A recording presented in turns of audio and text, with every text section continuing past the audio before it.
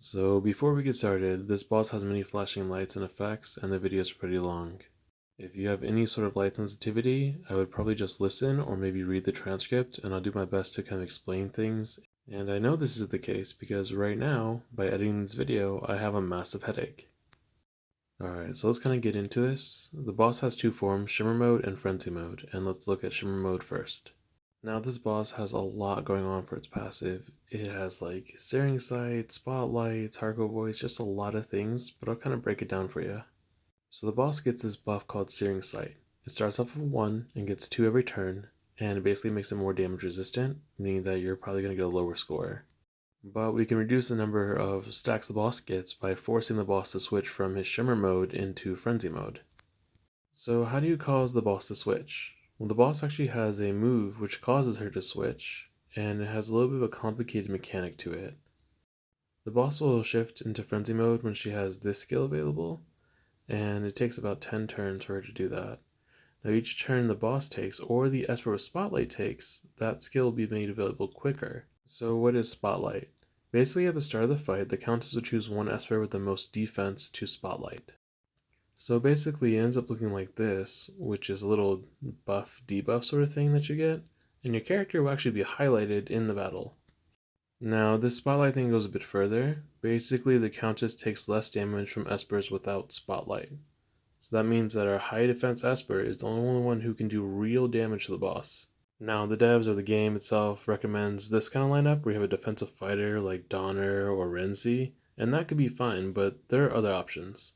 You can jumpstart frenzy mode faster by having a fast defense Esper, by boosting your AP gauge, or reducing the boss's AP gauge. Basically just making sure you get extra turns. Now there's one last part of the passive I want to talk about. So the boss inflicts a debuff called Hardcore Voice, and it actually does a large percentage of our HP as damage every turn that we take, and it also reduces our healing that we can do. Now you can't remove Hardcore Voice, but whenever you go to, you actually recover a large amount of HP instead, and that makes a lot of Espers that have cleanses really good. They functionally become our healers. So now that we understand the boss passive, let's look at their actual attacks. Now the attacks themselves are really not that bad, especially now that we know we can control the gauge of the boss, so we can prevent them from ever taking a turn. So let's look at the team that I decided to use. So keep in mind this is on the PTR with my bad relics, but look more at the concept involved with each Esper. So first we have Sander, because the speed lead helps us get into the frenzy mode faster, as well as having the AP reducing skills, stopping the boss from taking their turns and getting stacks. Now I'm actually using Hall as my high defense Esper, because I'm abusing his passive to get enough damage to get up to a B rating. Next up we're using Heimdall, because her Rainbow Bridge passive reduces the boss's AP gauge, while also giving some true damage, and she has speed break and attack break. Then we're using Clara, because her cleanse actually acts like a heal, where healing doesn't do too much, and she'll boost our AP, allowing us to get frenzy mode quicker. Then we're using Asenath because we want to use her to kind of reduce the damage we take, as well as mostly boosting up our gauge. Her healing is pretty ineffective. So fair warning, there's going to be a lot of flashing lights and things like that, so just keep that in mind.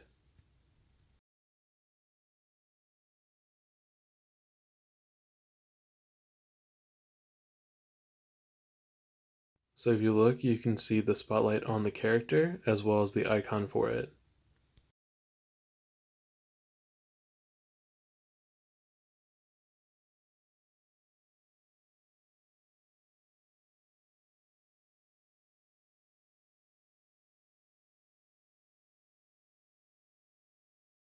And as you can see, reducing the gauge of the boss is really important.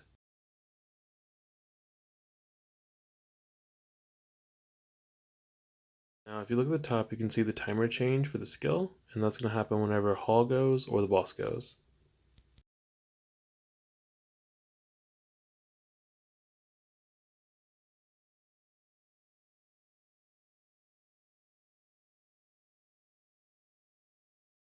As you can see, all the debuffs seem to be applying normally, including poison. So I'm going to go ahead and speed this along, since you have an idea what's happening.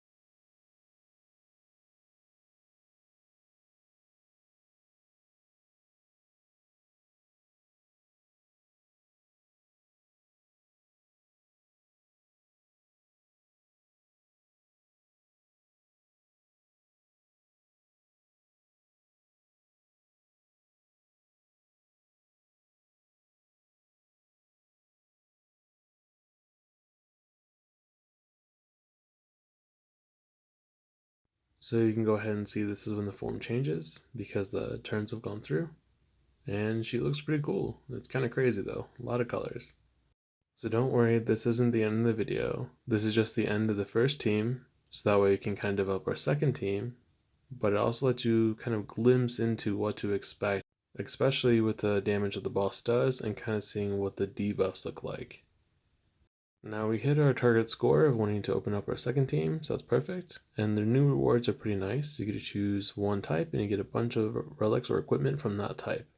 So, frenzy mode, and we should probably take a look at that.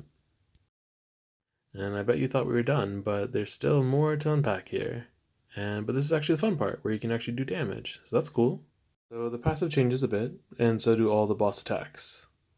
It's kind of on screen, but maybe it's more than just a bit. It's mostly just wordy though. So we'll kind of break it down and just sort of think of it more like Fafnir now. So the AP effects don't work on the boss anymore, you can't reduce their gauge, and the boss will enter charge mode now using this attack. The boss puts a spotlight on themselves and kind of preps for like an ultimate attack on us. So the way to reduce the damage that we take from the ultimate attack is by getting our own stacks called absolute range.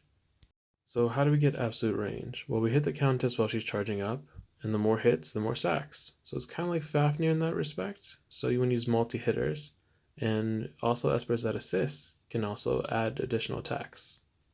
So about the boss attacks themselves, they're actually a bit problematic.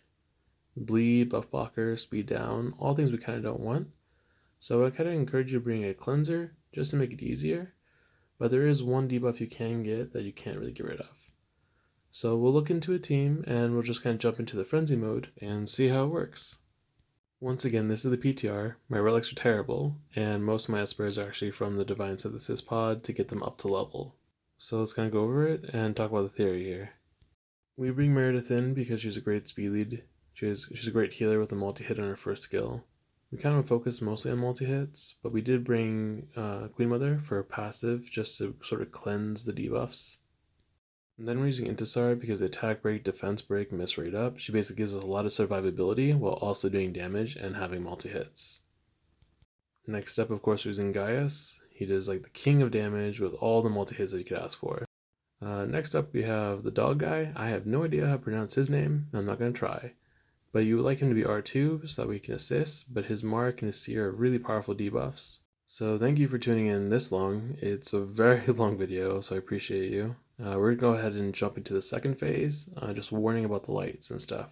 So the boss doesn't remove any debuffs or anything like that, so make sure to apply all the ones you need to increase your survivability. I'll also be speeding up some of the sections so that we can get along to the more important parts.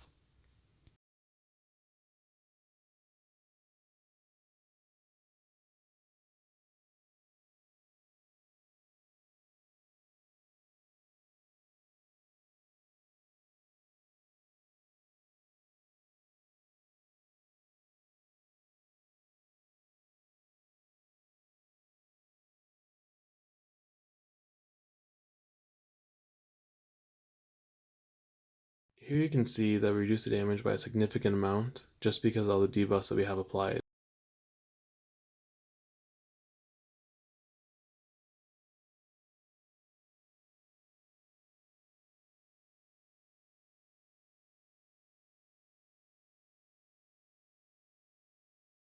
Now this is when the boss goes into her spotlight mode and starts charging up.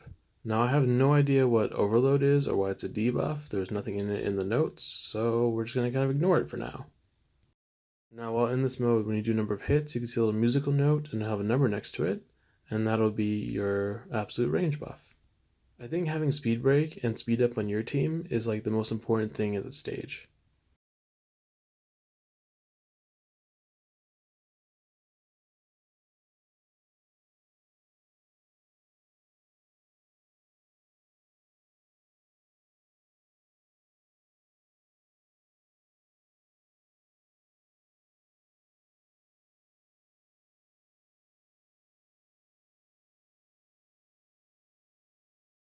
As you can see, some of the hits are blocked. You have some cooldown up by one of them being hit, and that's pretty much how it works. So I hope that was a pretty good explanation of things and made it kind of clear about what to expect. So we're just going to speed this along.